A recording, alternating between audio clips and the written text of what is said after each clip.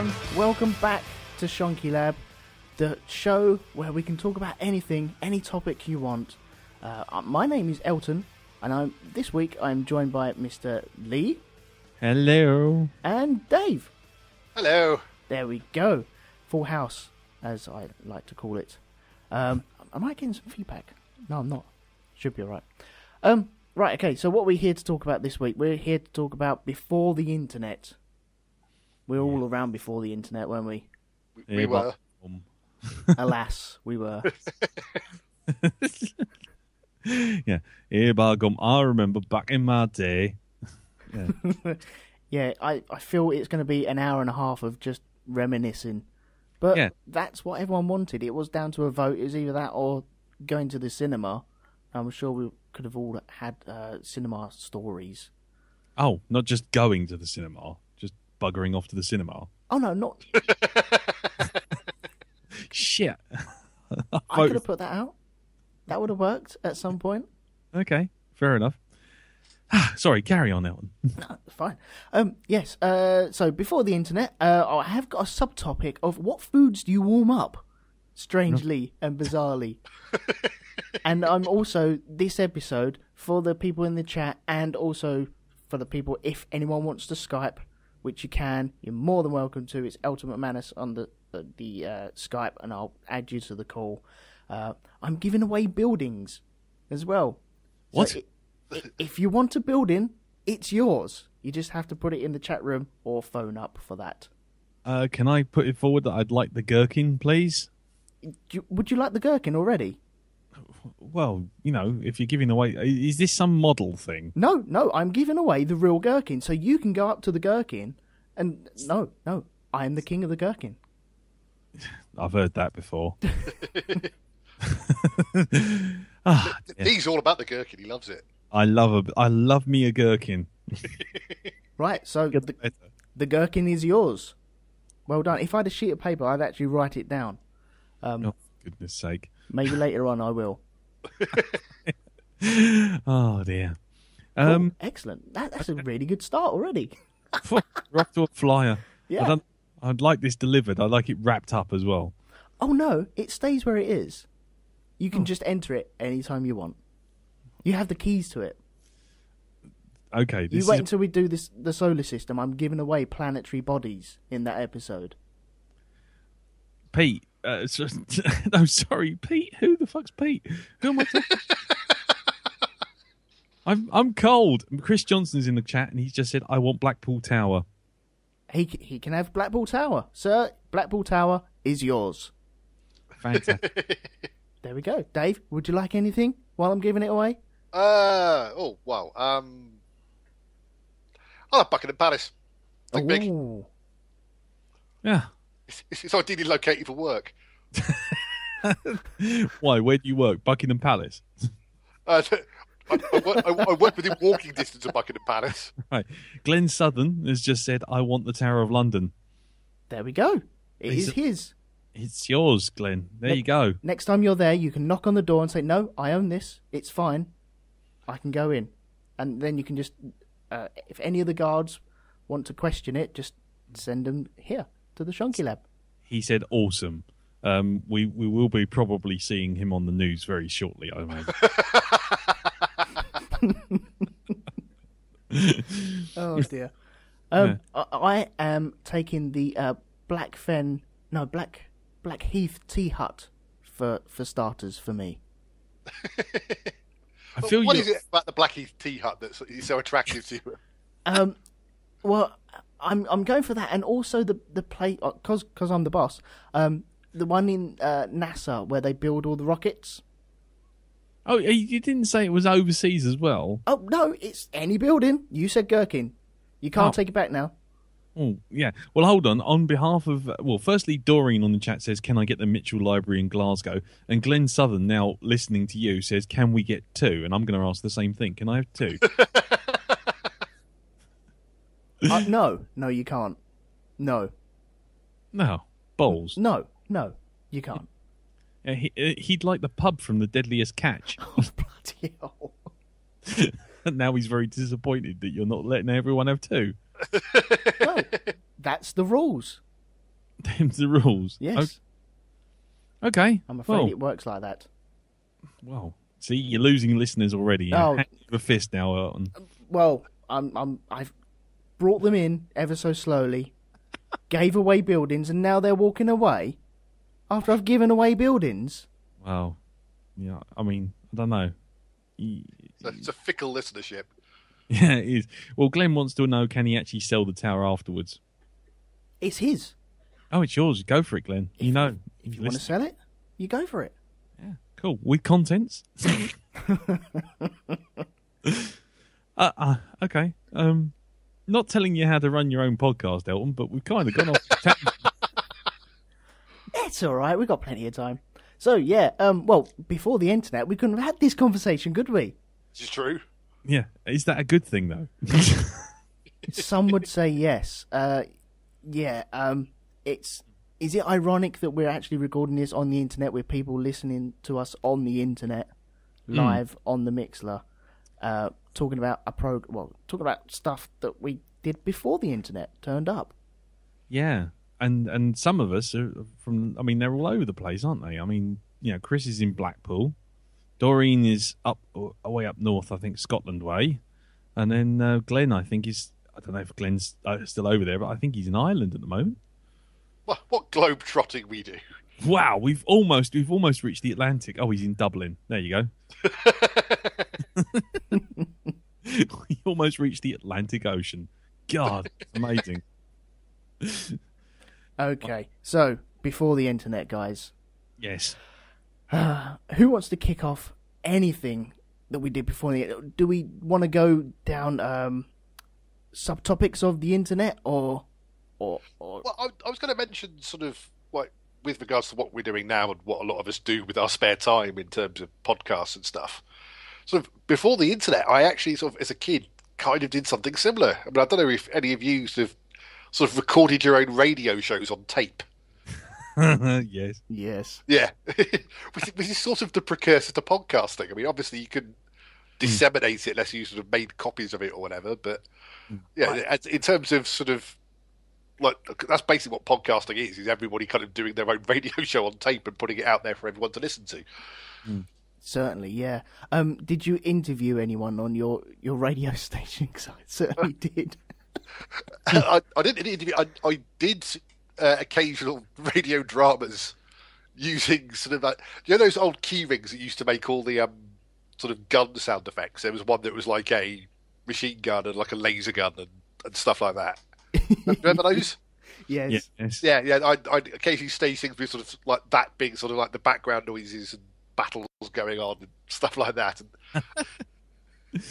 Oh dear. It's a very radiophonic workshop. I so wish I still had my tapes.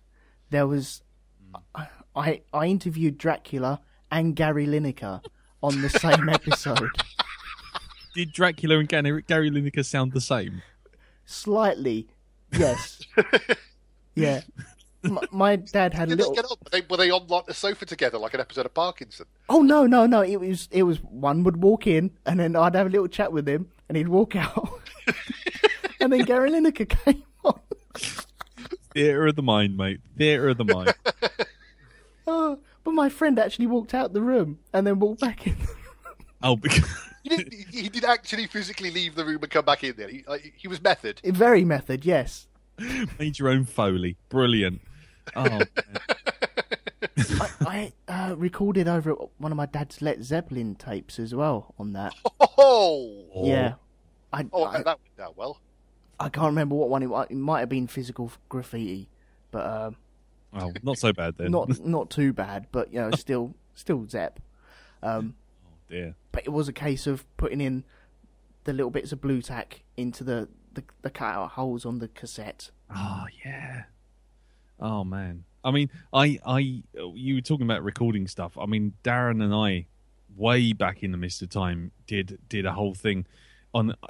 He still believes that we have the tape somewhere, because it's actually in his parents' house.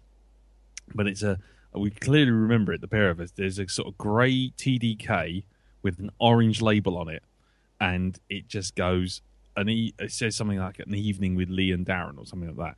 And it was basically us getting old dodgy scripts that we'd found in a book in a library from secondary school of Mel Smith and Griff Rhys-Jones head-to-head discussions. Right.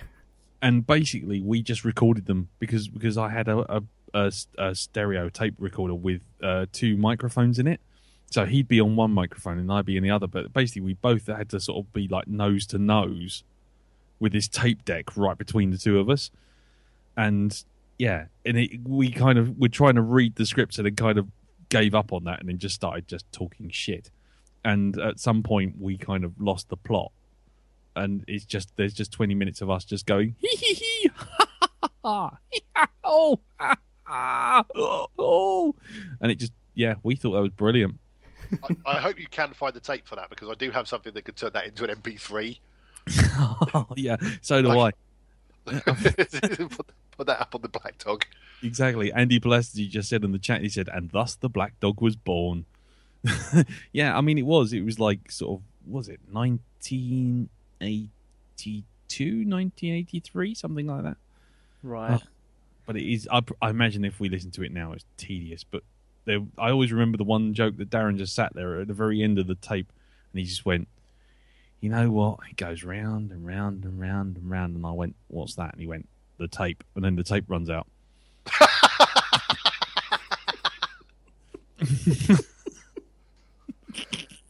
Oh, classic Barnard. Oh, yeah.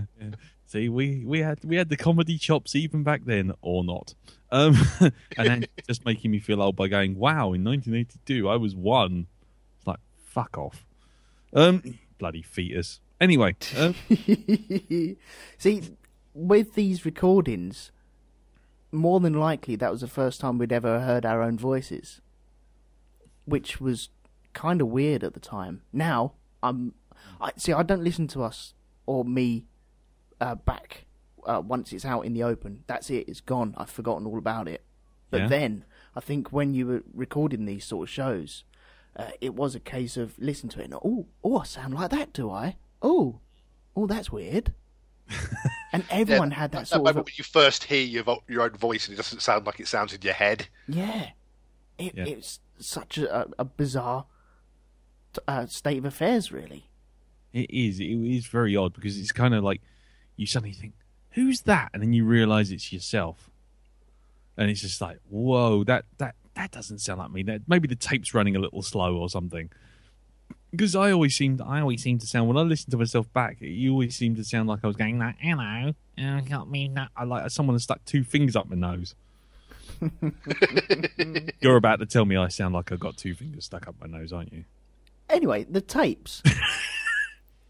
with tapes, did anyone record off the radio?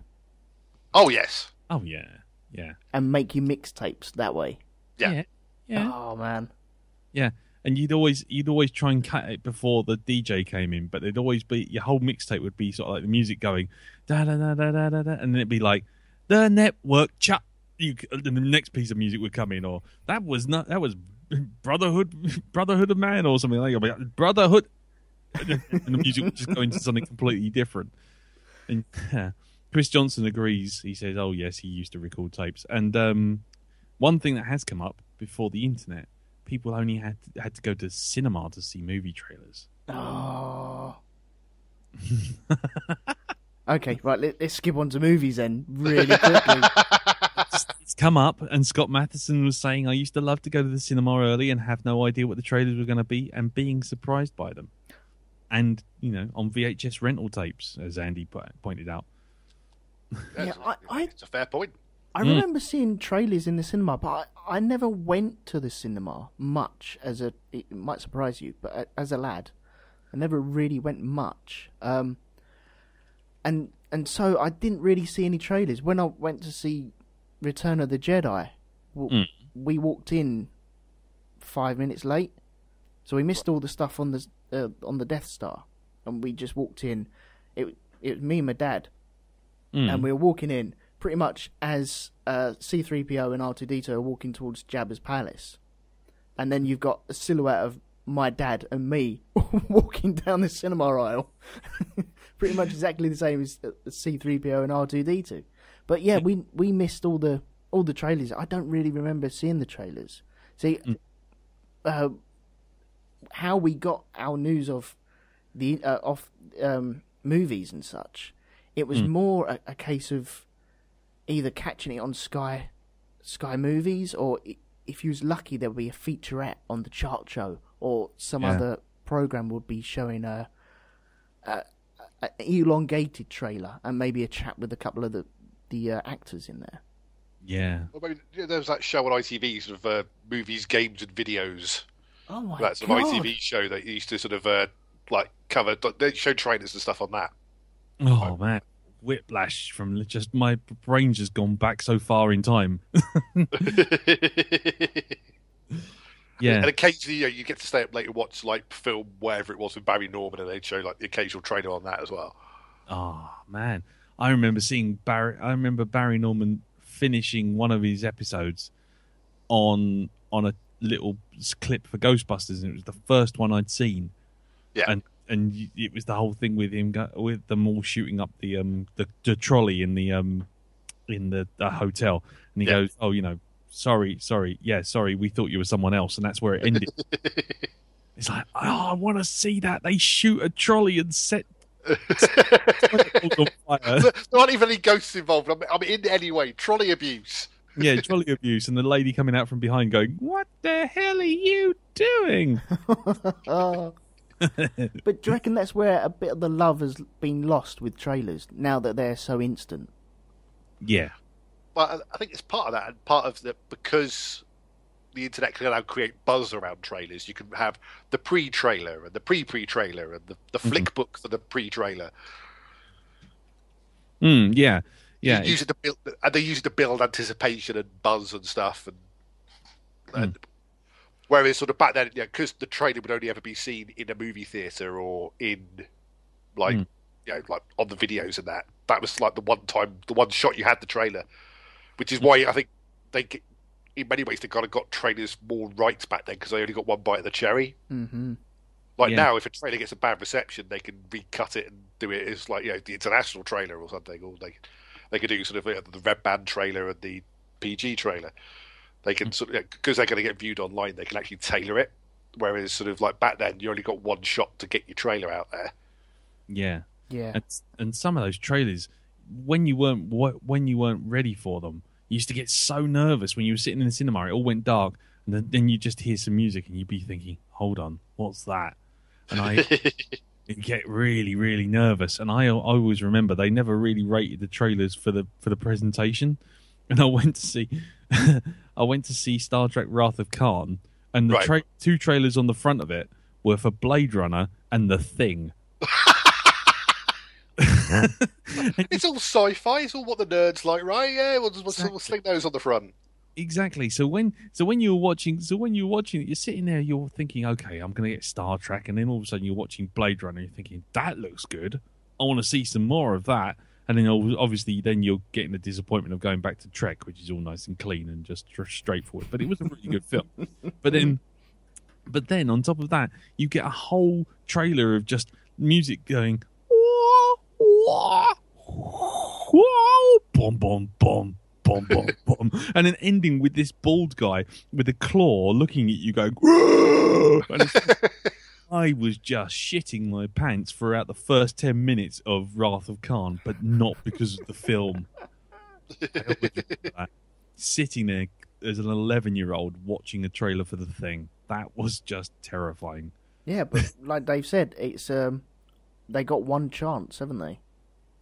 There was no repeat viewings of it. Once you'd seen it, you'd either seen it or you'd missed it, or it wasn't aimed at you correctly, and so you wouldn't go to the cinema to see that movie.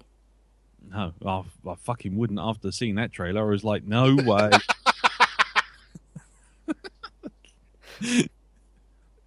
And if you didn't actually see the movie at the cinema, then you had to wait, maybe a year before it came out on VHS? Yeah, at least. At least, yeah. And then you had to pre-book it at Blockbusters. Pre-booking VHS tapes. Yeah, assuming you got a Blockbusters and didn't just sort of rent it down the local shop, which was just... Yeah. Yeah. going into your local spa and going, have you got this? Have you got the latest Fellini film? Yeah, no, we only have the 2 Arnold Schwarzeneggers and that picture of the lady with the big boobies. She's on roller skates. What more do you want? Right, we've got someone just joined us. Mm? Hey up, Marlon. Ooh, hey up, who's this? You don't recognise your course from Space Jury? Who would have thought 20 years ago we'd all be around here bitching about trailers? Hello. There's the pennies dropped, yeah. It was on a parachute. I got a question for you gentlemen of a slightly older persuasion. Sure. And VHS tapes. Because by the time I had come of age, the internet was already a nascent thing, as it were. Fetus. Adult movies. How did one deal with these? Were you exposed to such things prior to the internet, or what was it limited solely to print? Inquiring minds wouldn't know. It was probably print mainly, I think. There's a lot of awkward kind of pulling at collars, I'm imagining right now.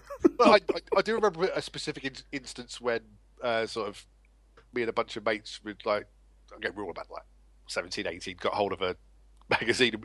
We were sat in the park at night and we were deliberately reading out the readers' letters like we were 5-year-olds doing like a public reading at an assembly. So deliberately reading it badly.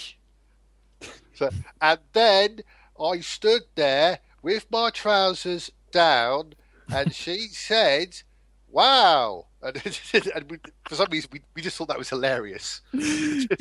Eric and Clive read the porn letters from Fiesta. Nice. I think we've got a new segment for the Black Dog right there. Yeah, that's actually not a bad idea, actually. Once you run out of shitty superheroes. No, that won't happen.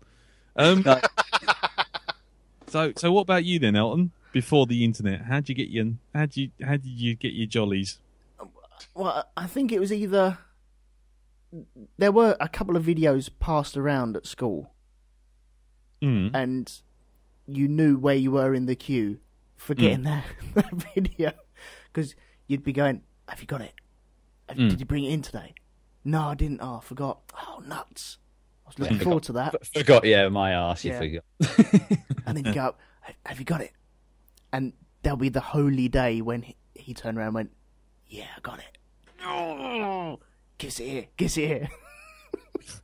For a second, the feed just dropped, and it sounded like you said, "Kiss it here." Oh no! Give us it here. Give us it here. I just thought I'd best clear that up. I don't know. I think it works either way. You know. It was a naive time. Everyone was trying new things. A simpler time, a more elegant time before the empire. For me, Andy's raised the intellectual level of the discussion. You know? Yeah, I was going to say, it didn't take long, was it? It's 24 minutes into this cast, and it's already on. You were taking too long. Someone had to intervene. Yeah, that's what she said. Yeah, euphemism. For me, my first dalliance with such things was there was an alleyway round the back of my parents' house. Okay, I'm just going to stop you now. Anything involving alleyways, no. That's it. It's just when he threw out the old what the butler saw machines. Exactly. It wasn't far off. Just leaves us staring at a letterbox, turning a handle around. Yeah. Well, actually, it was better than that. It was a Viewmaster. I had to flick it really. It's like they're coming at you. Yeah, I only got 20 frames, but it was enough. No, if you flicked it around quick enough, it was like it was moving. Yeah, it's like click, click, click. Age of the Dinosaurs. Click, click, click. Oh, it's a steam train. Click, click, click. No, if you flick it fast enough, it looks like she's moving. Yeah. Oh, it's a train going in a tunnel. No, it's not. Anyway, did you find one of those pens that when you turn it upside down? Yeah. Oh, going off of that as well, you used to get the video the clubs where you used to have to buy a video, and they'd always have a couple of the risque ones there, and if you were lucky, there'll be a nice picture that you could imagine. Well, yeah. I mean, So what we're saying is, before the internet, we needed to use our imaginations a lot more. Oh, a lot more. no. I had the land of the Jawas. That's all I need to know. That's all you need to know. Excuse me? Baking powder? Actually, I don't think we need more detail. I think that's possibly just it's a quagmire we don't want to go into. I know that book. That's a turn your page book, isn't it? No. Basically, it was okay. Right, going back to the alleyway for a second. There was an alleyway where people obviously disposed of their collections. Right. And so they would dispose of their collections into this particular bush.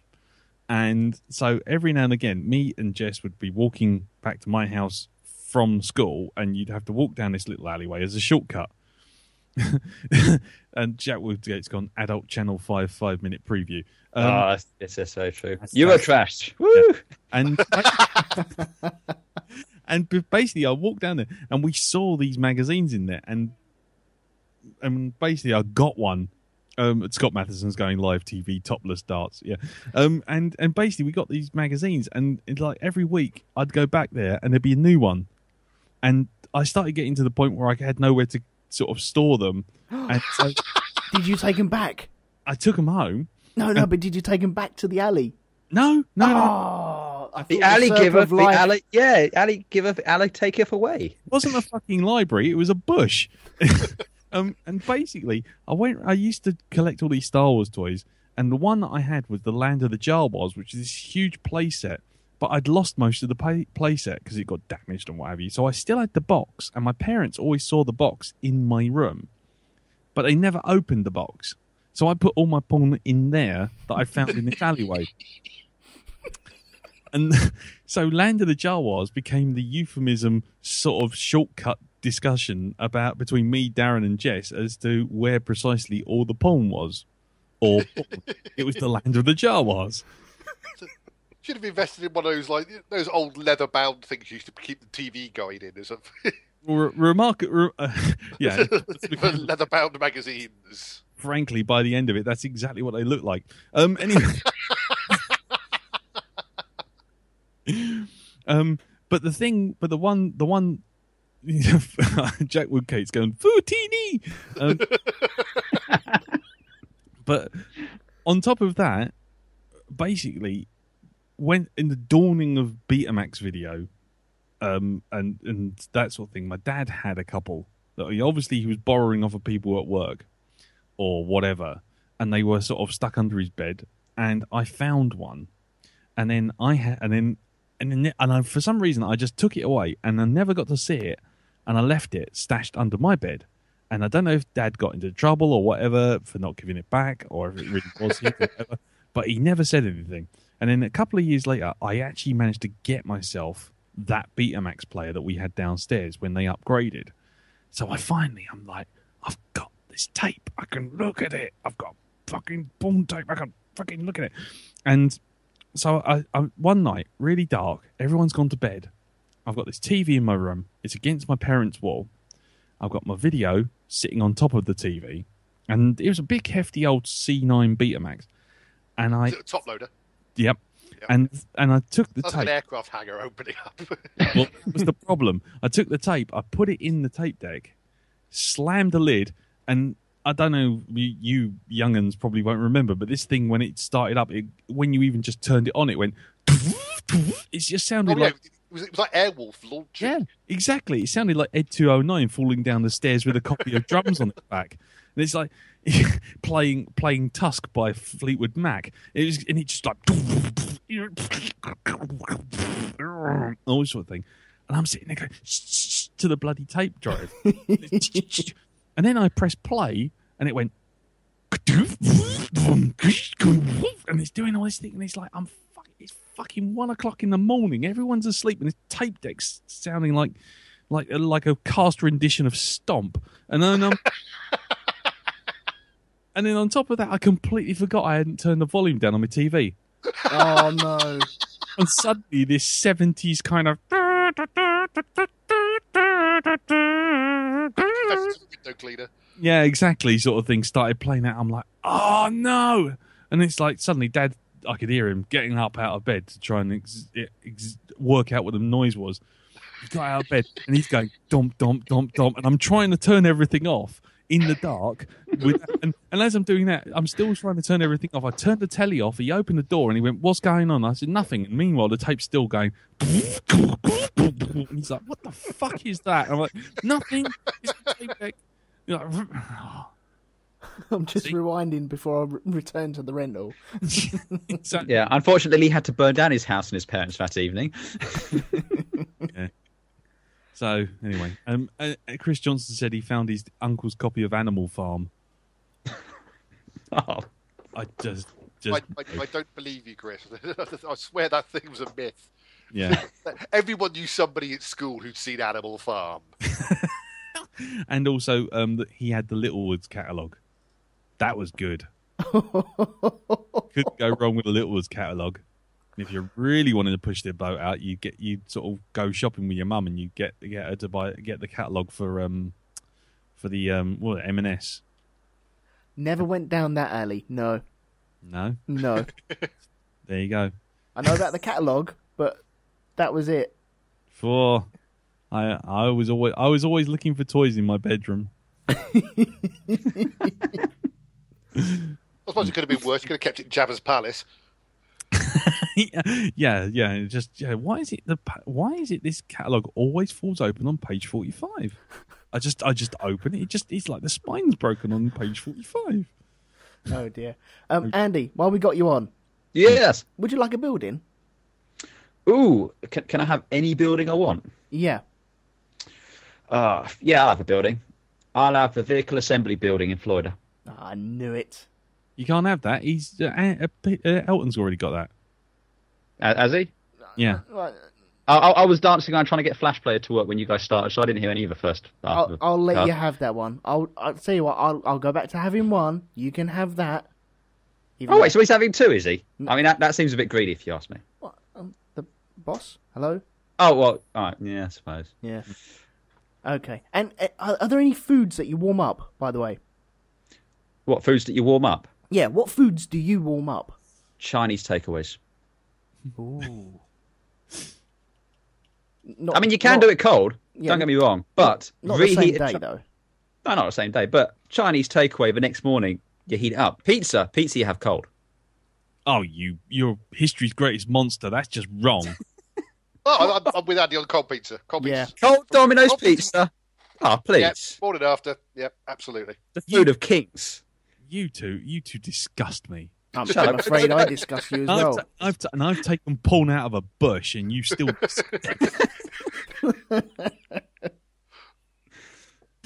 You took porn out of the bush, took it home, heated it up, stuck it in the land of the Jawas, and then tried desperately to rewind a Betamax tape.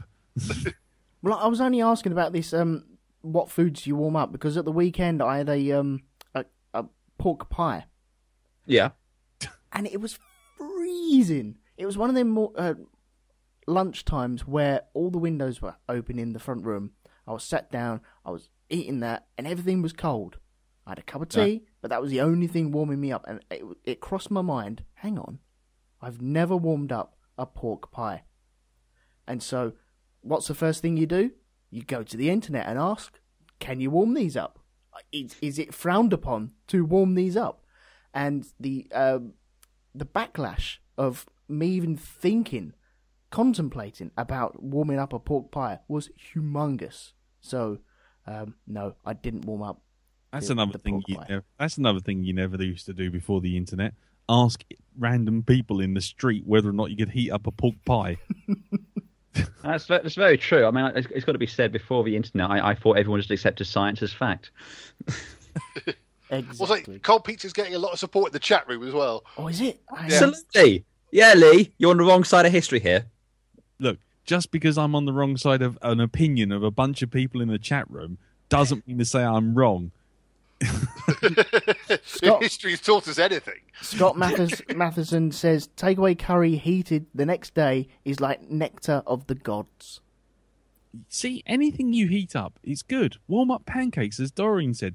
You warm things up, makes things instantly better. If you leave things to go cold and then eat them while they're essentially a cold jellified thing, it's just like, why don't you just eat some blue tack? I mean, it's tasteless, rubberized rubbish at that point. It's just wrong.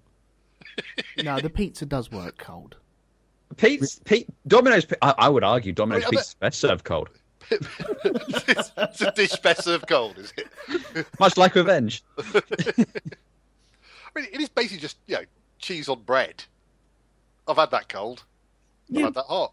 Yeah, but you haven't soaked the cheese in some greasy amount of gunk and then let it solidify and then eat, have you? You either have the cheese separate to the bread sitting on top of the bread, or you melt the cheese into the bread and eat it while it's hot. Letting it go cold is the worst of both worlds. No one's making you eat cold pizza, Lee. I just want to make this quite clear. We might make what? If there is like a judgment made in this room tonight, that for henceforth you're going to have to eat pizza cold, and no one's saying that. I'm in a safe place. I'm with friends. In a safe. We're not going to make you do it. We might make you watch us do it. Yeah. Doreen's just said, after Lee's blue tack comment, I'm getting rid of my chewing gum. See, the power of the media, people. I've never tried. It would never occur to me to warm up a pork pie. It's got to be said. I mean, I get what you're saying. Sometimes you get a pork pie and it's like, a doorstop. But man up. Well, it was just one of these things that just popped in my head. Hang on a minute, I've never had one of these warm. Because I've had people saying about Weetabix warm, and no. Oh, that's lovely. No. Why would you want to warm up Weetabix? Because it goes sloppy, then you stick a bit of sugar on top, and that forms a crust. A paste? No, a crust on top of a hot paste. No, I've never done the hot Weetabix. I like the shreddies and the shredded wheat, but not the Weetabix. That is a step too far, young man. That's a step too far. Elton, no one's going to make you eat more Weetabix. No one's committing anyone to anything here. Yeah. No one is going to stone anyone until I blow this whistle. Back on the chat, Glenn Southern's come back in saying, I vaguely remember something called Debbie Does Dallas from an early 80s VHS. I was reminded last year when my US buddy told me he had the license to make triple D figures. No, presumably Debbie Does Dallas figures. And any sentence which starts with "I vaguely remember" sounds awfully suspicious in that I'm far too well informed about this subject. Yeah. I'm asking for a friend. Yes. and for some reason, Scott Matheson has cheese on his nan. Pardon? Well, I think he means his naan. Yeah, I know. He missed out the extra A, but it says nan. So I said, has he got a nan made out of cheese? I just melted cheese on a nan. And he's finished that sentence with nom nom nom as well. Oh, dear. Darren Diamond to the stage. Darren Diamond to the stage. Oh, dear. Oh, dear. There you go. It's all kicking off in the chat room. Just said, my stepdad's the worst for that. When he heats up Weetabix, he does it by pouring hot water over them. Oh, that's just wrong. That's no wonder he's your stepdad. I mean, God, I wouldn't own up to it. That's just wrong. Hot water? That's like, again, that's the worst of both worlds. That's like tastelessness on tastelessness, but hot. You might as well just eat wallpaper paste. That's just... One day he woke up and he was trying to make a cup of tea and Weetabix, and he accidentally poured the kettle onto the Weetabix, didn't he? That's how that was discovered. Oh, he puts cold milk on them first. Oh, so the hot water is just to bulk it out. Oh, so he's thinning out the milk. Yeah, just use skim milk, which is milk lying about being milk. Yeah, that's true. Fake milk. Fake it milk. Is. Filch. Hang on. Filk? No. We're getting dangerously close to Felch, and I didn't know anything about that until the internet. It answers all the questions you really didn't want to ask. Anyway, there you go. Yeah, I'll tell you something I saw in the chat earlier. Someone brought up, just going back to what the internet's good for. Do we remember Encyclopedia Britannica? Yeah, I had one that was the size of the house. in like 700 volumes. When I was a kid, it was my goal in life to own the Encyclopedia Britannica. Evidently, that's redundant now, and I've been wandering aimlessly ever since. In Carter. Always go in Carter. Yeah, I was going to say in Carter. Remember, It came on a disc, didn't it? one of my mates got his first computer and little video files of Patrick Stewart popping up and in Carter explaining how to use it and stuff. Oh, nice. Yeah. Hello, I'm Patrick Stewart, and I'd like to show you how to use your Encarta disc. But if you don't know how to put the disc in, you're a fucking moron. And get an Encyclopedia Britannica and look up CD drives. Encarta 95. Oh, what a year for computing 95 was, eh? God. Yes, I You remember. got all those really shitty videos from Microsoft. There was the one for the Microsoft Network, and there was a Friends one or something, wasn't there? No, it was a Happy Days one. No, there's a Friends one with Matthew Perry and Jennifer Aniston tell you how to use it. Windows 95. Yes. I saw somebody post it on Twitter a while back saying it's like the most 90s artifact ever. Phil Bellamy wants to know if you can warm up a Scotch egg. How about no? Oh! Suddenly that's wrong, is it? Oh dear, I don't understand you people anymore. I don't do eggs, so no, thank you. That just makes it smell more. Why would you want that? You've had enough. Anyway, French guy. I was going to give it a try, so let us know if you survive. Yeah, report back. Yeah, from A&E. Oh dear. Oh, Martin Thompson wants to know if it's going to go runny. I think it'll just turn into concrete. Actually, It'll probably just explode. I was going to say, it could be like putting a hand grenade in a microwave. What is he asking about? The egg or something else? Scotch eggs. Scotch egg. Oh, okay. Though, if you just read Martin Thompson's post, he goes, "Yep, Encarta 95 and Windows 95. Will it go runny?" Drops mic, walks off. Yeah, exactly. Chris Johnson's partner deep fries Scotch eggs. You people are all freaks. That's it. I'm leaving. I'm out of here. There was a guy at my old company who enjoyed sausage rolls, and he used to go into sandwich making places, and the pastry sausage rolls. He'd ask for them in a roll, in a bread roll, and he'd have 2 of them. Right. And so you got a sausage roll. But he would devour them all the time. Yeah, well, that's fine. There's nothing. A bit more carbohydrates, Yeah. There's nothing you can't stick between 2 slices of bread and improve things. As anybody who's seen Batch on a Night will testify. Just like the top list arts. Topless darts between 2 slices of bread. Bang. Bingo. Done. Yeah. Oh God. Now. Were there any featurettes that you remember seeing? What? About eggs? No, not Scotch eggs. Movies. Oh, I always remember the making of Indiana Jones, where they had a whole thing about the stuntman, Vic. What's his name?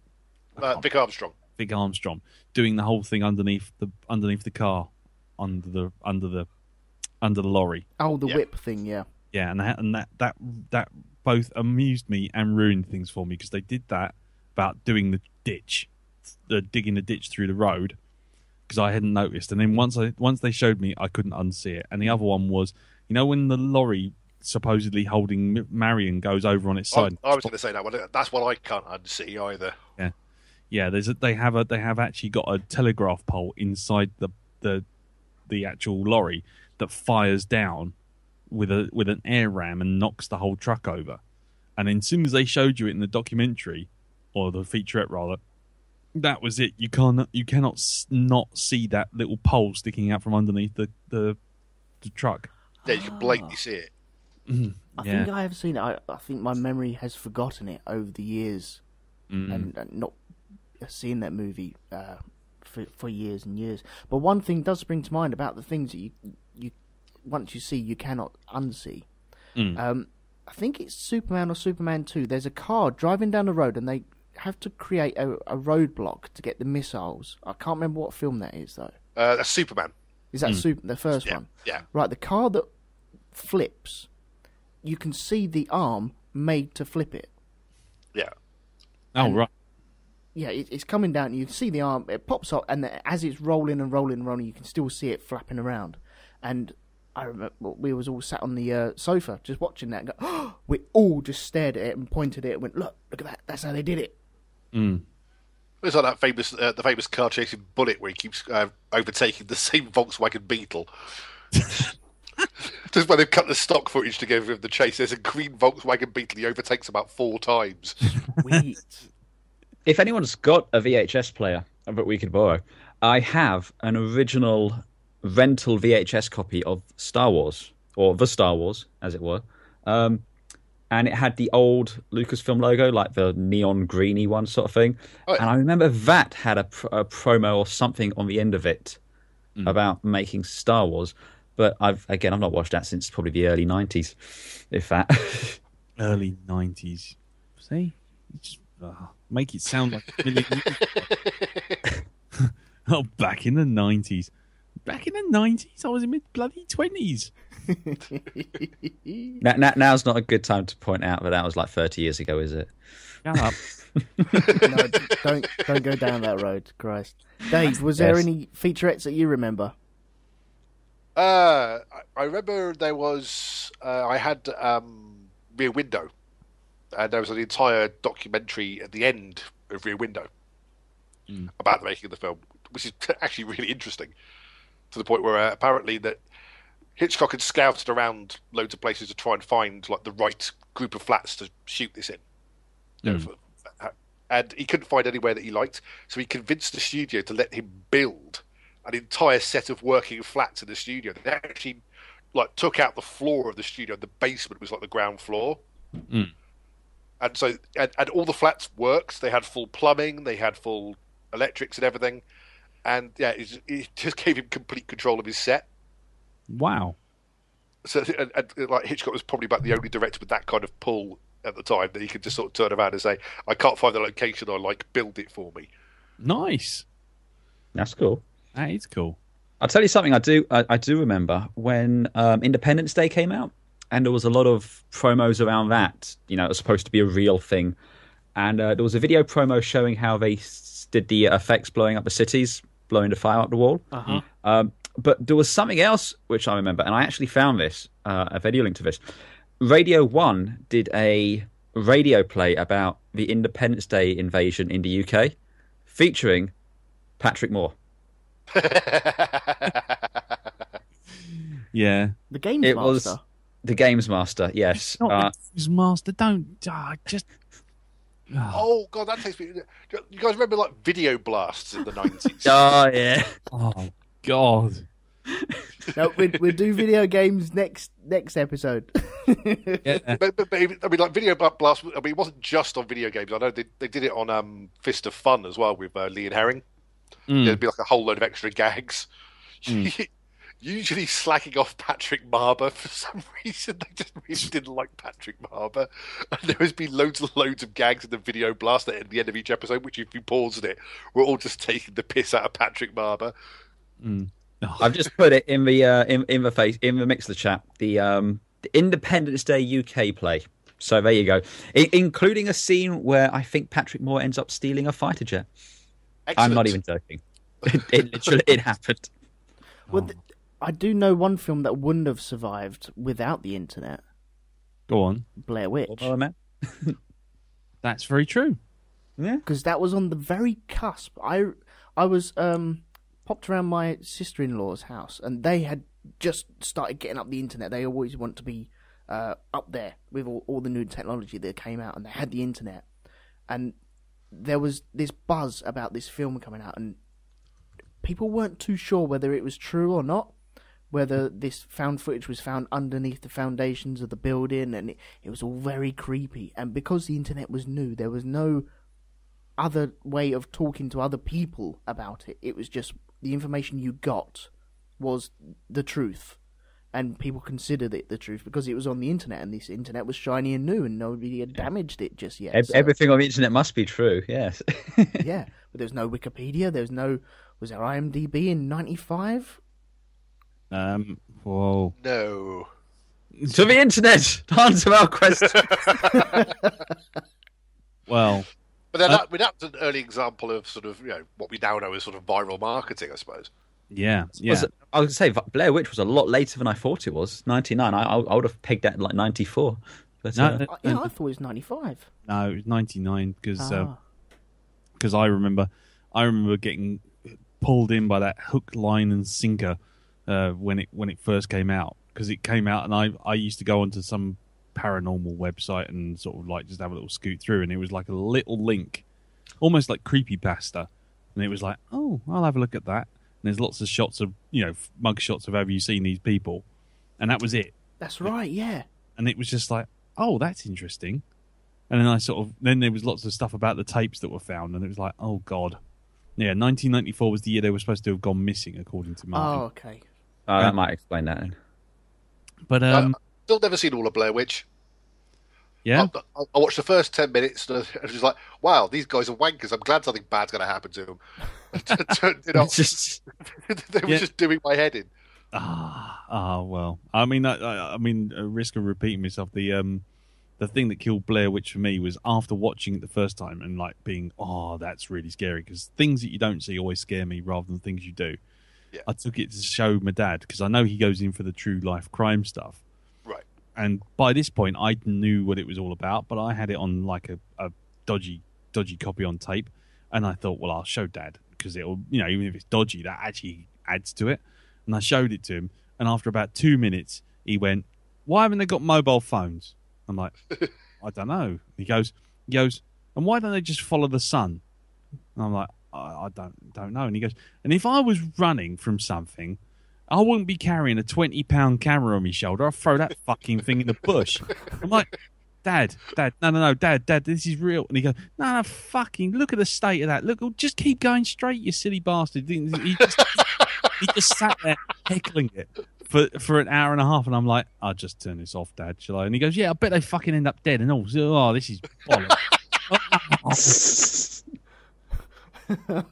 Oh dear. My dad's not one for fantasy or horror of any kind. He just kind of just sits there and goes, that's bollocks, and then just proceeds to tear it apart. Usually while he's watching it. Blimey. See, my dad's a nightmare to watch films with, because especially like something like comedies, because he'll say the funny line 2 seconds before the line comes on. Mm. That's ruined the timing of the gag. Watching Young Frankenstein with that man was a fucking nightmare. Mm. Like, yeah, I'm trying to like, when they're on the car, mm. and the howling, and like my dad's just like, werewolf. Then Marty Feldman sort of says it. He's like, what? No, shut up. I take both of those over what I've got stuck with. My dad thinks films like The Core are good. That's a mic drop right there. You should just give him a ticket to go to the cinema with Elton.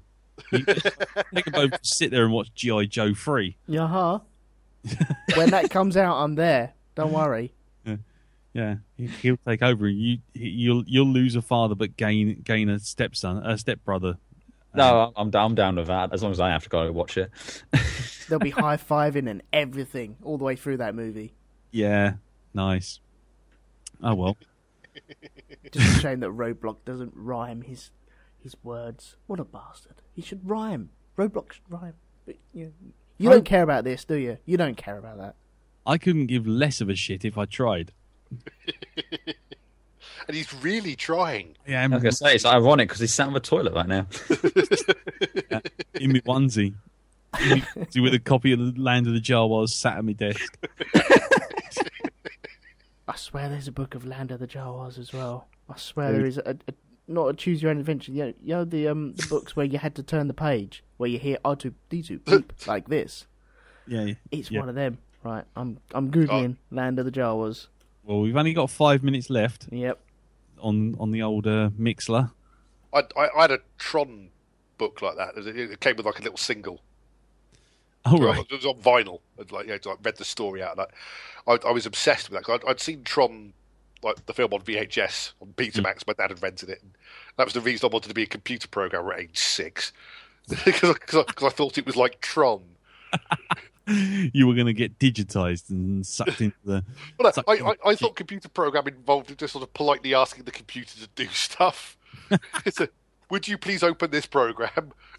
Like war games. Yeah. Yeah. And I was 6. No, I'm there with you. I wanted a modem like war games. Shout, Oh yes, mate. when you stuck the phone in the like the head of the phone in that sort of dial-up thing. So you had to stick the phone receiver into that big kind of socket thing to actually use anything online. Yeah. Yeah, I'm really. It's really taking me back. The pictures that are being put on the chat for Land of the Jawas. Hands where we can see them. Hands where we can see them. But that was it. It was just a plastic lump before I got to it, and there was a piece of cardboard which looked like a Jawa sandcrawler, and then the what was it, escape pod, and it was the only way you could get the escape pod, which was basically just a plastic cup with a lid on it. But for something so small and insignificant, the box was huge. So wankadoodle. That's what it was. Wankadoodle. Okay, right. I'm going to leave it there. Let's end on that note. There. Yeah, previously on Sean Wankadoodle. That's Wankadoodle. That's number wang. Right. Right, we'll leave it there for now. We'll be back in about 15 or so minutes after drinks and refreshments are passed around the room. Yes. I think we should come back and maybe finish off a bit of music before the internet and video games. Oh, yes. Television. BBC Micros, Sinclair Spectrums. Television as well. Yeah, television. And we're still asking what foods do you warm up? And we are still giving away buildings. So if you want to let the people in the chat room know about that, that'll be absolutely grand. And I suppose we'll be back very soon. Do you want to plug your stuff, just in case is a first half of a two-parter? Yeah, you can hear me and Andy on Space Doc Jury, which is spacedoc.geekplanetonline.com, and on iTunes. And you can also hear me and this other geezer called Elton and Darren and Jim on the Black Dog podcast, which is blackdog.geekplanetonline.com, and on iTunes, and all on the Facebooks and everything. And listen, everyone who listens to this listens to those, so they fucking know where I am anyway. I'm going to go eat my warmed up pizza. And Mr. Probert, what would you like to plug? You can hear me on Tangential Deviation, which is my podcast on geekplanetonline.com, which is a sort of essentially a rambling chat show. And you can also hear me on Twice as Bright, Half as Long, which is a show I do with Ian Wilson, where we revisit shows that lasted no longer than 2 seasons. There we go. Okay, so guys, we'll be back in 15 minutes? Yeah. Sure. Yeah, okay. Keep in the chat room, and we'll see you very, very soon. See ya. Bye. Bye-bye. See ya.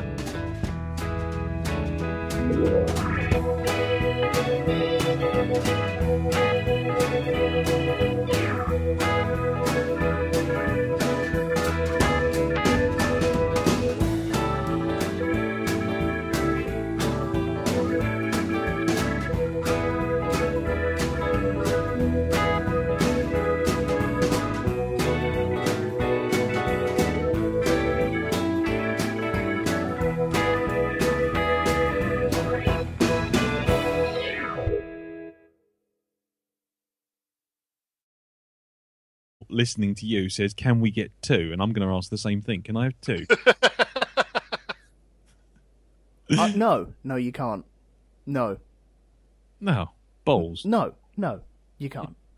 Yeah, he'd like the pub from The Deadliest Catch. Oh, bloody hell. And now he's very disappointed that you're not letting everyone have 2. Well, that's the rules. Them's the rules. Yes. Okay. I'm afraid it works like that. Well, see, you're losing listeners already. Oh. Hand you a fist now, Elton. Well, I've brought them in ever so slowly, gave away buildings, and now they're walking away after I've given away buildings. Well, yeah, I mean, I don't know. It's a fickle listenership. Yeah, it is. Well, Glenn wants to know, can he actually sell the tower afterwards? It's his. Oh, it's yours. Go for it, Glenn. If you want to sell it, you go for it. Yeah, cool. With contents. Okay. Not telling you how to run your own podcast, Elton, but we've kind of gone off. It's all right. We've got plenty of time. So yeah. Well, before the internet, we couldn't have had this conversation, could we? Why did he locate you for work? Why? Where do you work? Buckingham Palace. I work within walking distance of Buckingham Palace. Right. Glenn Southern has just said, I want the Tower of London. There we go. It is his. It's yours, Glenn. There you go. Next time you're there, you can knock on the door and say, no, I own this. It's fine. I can go in. And then you can just, if any of the guards want to question it, just send them here to the Shonky Lab. He said, awesome. We will be probably seeing him on the news very shortly, I imagine. Oh dear. I am taking the Blackheath tea hut for starters for me. What is it about the Blackheath tea hut that's so attractive to you? Well, I'm going for that, and also the play because I'm the boss. The one in NASA where they build all the rockets. Oh, you didn't say it was overseas as well? Oh, no, it's any building. You said Gherkin. You can't take it back now. Oh, yeah. Well, hold on. On behalf of... Well, firstly, Doreen on the chat says, can I get the Mitchell Library in Glasgow? And Glenn Southern now, Bargum, I remember back in my day. Yeah, yeah, I feel it's going to be an hour and a half of just reminiscing. But that's what everyone wanted. It was down to a vote. It was either that or going to the cinema. I'm sure we could have all had cinema stories. Oh, not just going to the cinema, just buggering off to the cinema. Oh, no, not... Shit. I could have put that out. That would have worked at some point. Okay, fair enough. Sorry, carry on, Elton. No, fine. Yes, so before the internet, I have got a subtopic of what foods do you warm up? Strangely and bizarrely. And I'm also, this episode, for the people in the chat and also for the people, if anyone wants to Skype, which you can, you're more than welcome to. It's Elton McManus on the Skype, and I'll add you to the call. I'm giving away buildings as well. What? So if you want a building, it's yours. You just have to put it in the chat room or phone up for that. Can I put it forward that I'd like the gherkin, please? Would you like the gherkin already? Well, if you're giving away... Is this some model thing? No, I'm giving away the real gherkin, so you can go up to the gherkin and... No, I am the king of the gherkin. I've heard that before. He's all about the gherkin. He loves it. I love me a gherkin. Right, so the gherkin is yours. Well done. If I had a sheet of paper, I'd actually write it down. Oh, for goodness sake. Maybe later on I will. Oh, dear. Excellent. That's a really good start already. We're off to a flyer. Yeah. I'd like this delivered. I'd like it wrapped up as well. Oh, no. It stays where it is. You can just enter it anytime you want. You have the keys to it. Okay. You wait until we do the solar system. I'm giving away planetary bodies in that episode. Pete. No, sorry, Pete. Who the fuck's Pete? Who am I talking? I'm cold. Chris Johnson's in the chat, and he's just said, "I want Blackpool Tower." He can have Blackpool Tower, sir. Blackpool Tower is yours. Fantastic. There we go, Dave. Would you like anything while I'm giving it away? Oh wow. I like Buckingham Palace. Think big. Yeah. It's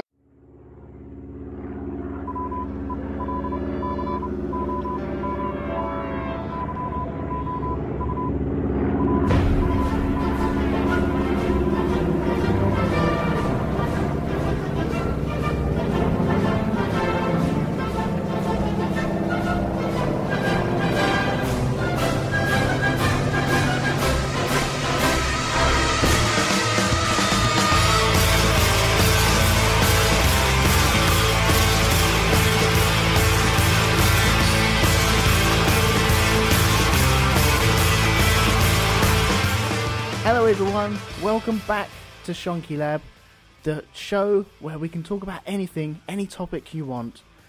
My name is Elton, and this week I'm joined by Mr. Lee. Hello. And Dave. Hello. There we go. Full house, as I like to call it. Am I getting some feedback? No, I'm not. Should be alright. Right, okay, so what we're here to talk about this week, we're here to talk about before the internet. We're all around before the internet, weren't we? We were. Alas, we were. Yeah.